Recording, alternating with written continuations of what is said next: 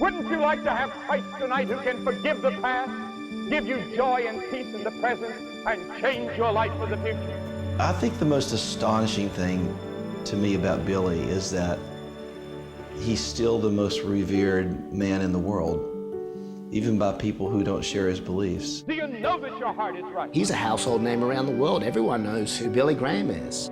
As a kid growing up in D.C., in my house, whenever Graham was on TV for like a crusade, everything stopped. You see, God looks down deep inside of you.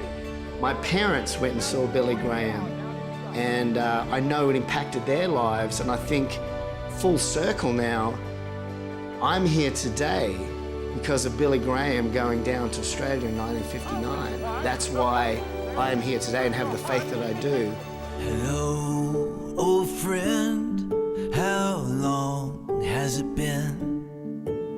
You've walked beside me all these miles, these years that came and went. This lyric was inspired by him talking to me and just about his, not just his longing for heaven, but just how much he's in love with Jesus, really.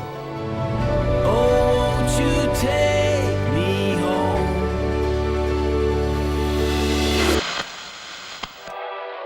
Some say they're just nothing but some words upon a page. I grew up a preacher's kid and sat in the front row for every one of my dad's sermons.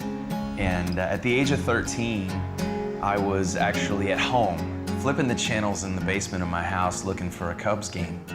And I stopped at a Billy Graham crusade. There was something that just made me stop.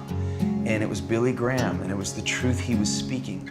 My mom walked downstairs, I'll never forget it, and she looked at me and she looked at the TV and she noticed that I wasn't watching the Cubs game, so she knew something was up.